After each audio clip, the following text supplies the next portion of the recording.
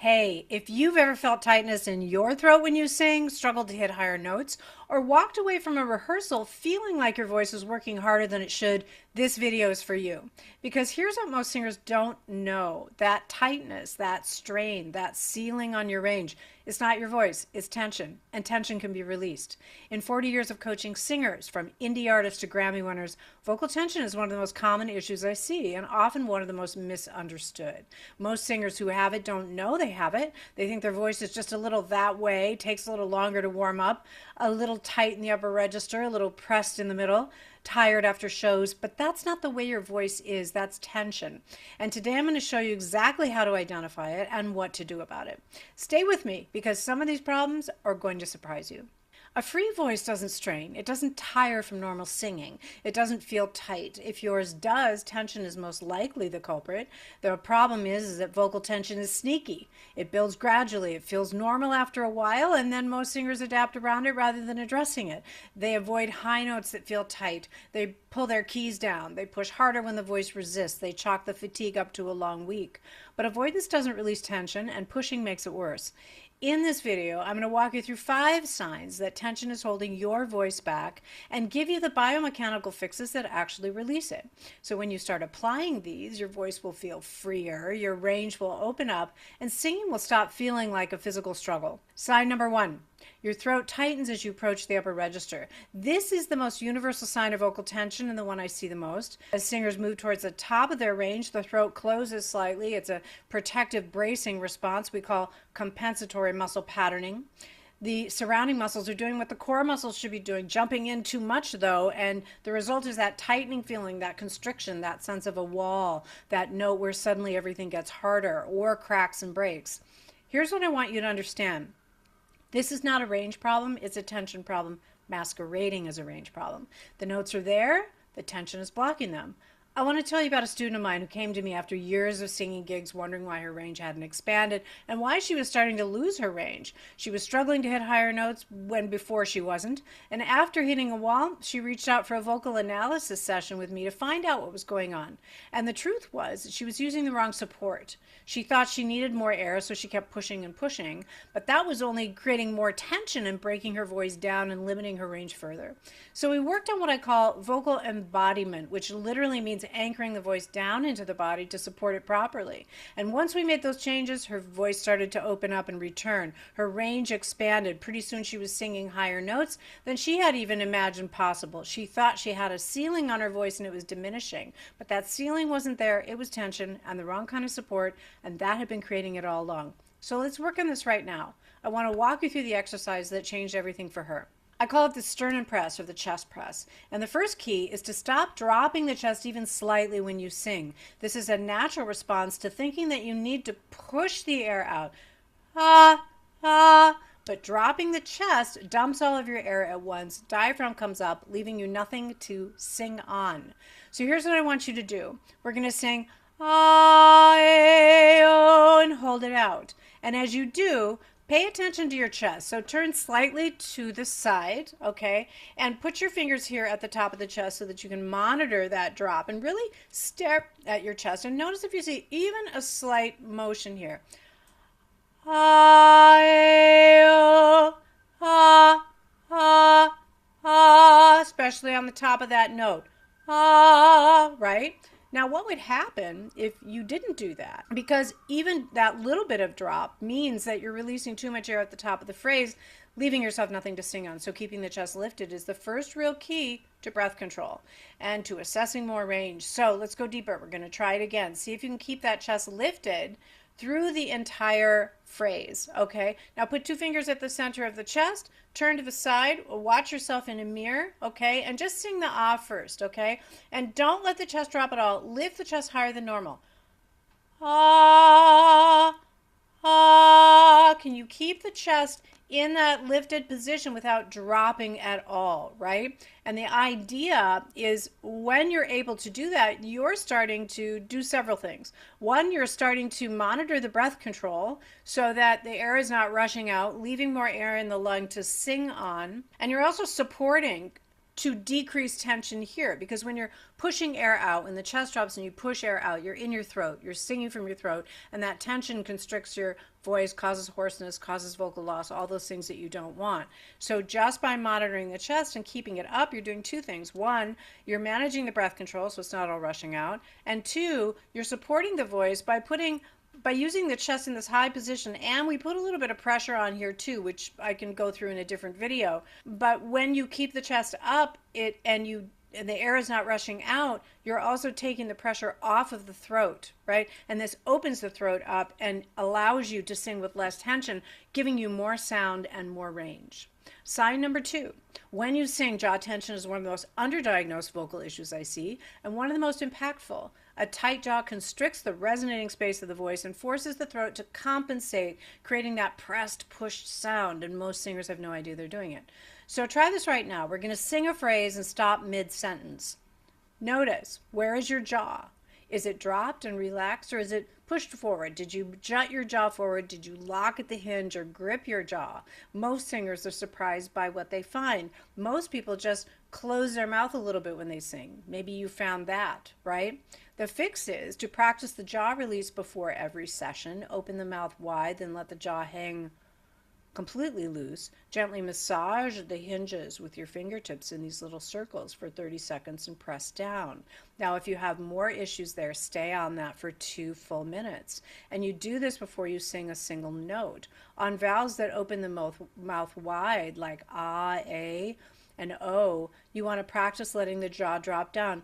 Ah, a, o, rather than ah, a, oh, or tighten. Ah, hey, oh. Forward is tense, closed is tense. And that distinction matters more than you realize. So make it a habit to check in mid-phrase during practice.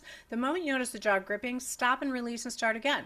You're retraining a reflex, you're reprogramming the body to not tighten upon sound, and that takes practice. When the jaw is free, the resonating space opens, the voice has room to move, and that pressed push quality starts to disappear. Sign number 3, your tone sounds pressed or pinched, even on easy notes. When the voice sounds squeezed or thin or tight or pressed or effortful, especially in the mid-range on notes that should feel completely easy, that's chronic laryngeal tension. And the instrument is under grip, even at rest. And here's the important thing to understand about this kind of tension in the throat. It doesn't warm through. You can do scales for an hour and it will not release. It'll kind of build up more. Because warm-up exercises, most of them, except for mine, aren't designed to release chronic tension. They're designed to prepare a voice that's already free. That's why I spend a lot of time in release sequences, even in my warm-ups, right? Because we want to release that tension to open up. So we use laryngeal massage in our techniques, laryngeal manipulation techniques to really open the voice to create more sound so it's not gripping and the throat is not so tight. So the fix, if your mid-range sounds pressed, don't add more warm-up, add release work first. Gentle humming on a before any scales, aspirated exercises, laryngeal massage before you sing a single vowel. Moving even back and forth really helps, or pulling this down. Again, stay 2 minutes on those movements so that we can have a change in the fascia. Try singing a familiar phrase at half volume. Does the press quality ease when the demand of volume is lower? If yes, the tension is compensatory. Your voice is working harder than it needs to. And especially in practice, we don't want to sing at full performance volume, because if the voice is always singing at full performance volume, the tension builds up, especially in the throat. So notice which vowels feel the most constricted. Tension often clusters on specific vowels like E and E. Those are the ones to bring into your technique work and address directly. Sign number 4, you're hoarse after moderate singing. So hoarseness after a big performance or a long night of singing is one thing, but hoarseness after a normal rehearsal or moderate practice session, that's something else entirely. That low-grade post-singing hoarseness is almost always a sign of chronic tension. The folds are being overworked by the surrounding muscles that are compensating for the lack of core vocal strength, applying pressure to the laryngeals, and the voice is doing its job, but it's fighting the tension around it to do it. The fix, after any singing session, rehearsal, practice, performance, Do 10 minutes of cool down exercises before speaking to anyone. That window immediately after singing is when recovery is the most responsive. You can do it the next day, but it's really effective when you do it that night or right away. If you're consistently hoarse the next morning after moderate singing, track how much you spoke after the session. And if you were speaking, especially in a room with loud music behind you, that is the one thing that really drives the speaking voice to more problem and affects the singing voice. The speaking voice post-performance is often the real culprit, not the singing itself. Steam before bed on heavy performance days directs steam to the folds, reduces surface inflammation. It can dramatically change how the voice feels the following morning with that extra hydration. The long-term solution here is rebuilding the foundation, releasing the chronic tension, and strengthening the core muscles so they can carry the load without the surrounding muscles having to compensate. That's exactly what my cold vocal method is designed to do. And you can find out more about that in the description in the links below. Sign number 5, you feel physical fatigue in the neck, jaw, or face after singing. This is one that is a clear diagnostic signal. And if this is happening to you, I want you to really hear this. The neck and the jaw and the face are not singing muscles. If they're tired after you sing, they're overworking, they're overfunctioning when you sing. And they were overworking because the primary muscles weren't working enough. They weren't strong enough, which then leads to have more freedom to carry the load on their own. This is compensatory tension at its most visible, and it is completely fixable. So the fix, after singing, check in with your neck and your jaw and your face. Are they tired? Is there pain there? If yes, those muscles were compensating. Make a note of it. That is data about where your core strength needs to grow. Incorporate laryngeal massage into your pre-singing warm-up routine. Use your fingertips to release the muscles around the larynx before you sing a single note. You can do that with my Singers Gift Vocal warm-ups. We work all of those right into the warm-up. A free larynx produces free sound. You cannot massage away the tension after the fact and expect the session to have been undone, but you can prevent it from compounding by releasing before you sing. The goal over time is to finish a session with the throat feeling more open than when you started, not tighter. If the opposite is consistently true, the technique needs to change. So results, summary. Let's bring this together. When you stop bracing the throat and learn to support the voice from the body, and your upper register opens up, and those notes that felt impossible start to feel inevitable. When you release the jaw, the resonating space expands, the pressing quality softens, and the voice has more room to move. When you address chronic laryngeal tension with release work, not just warm-up, the mid-range stops feeling like a struggle, starts sounding resonant the way it was most supposed to sound.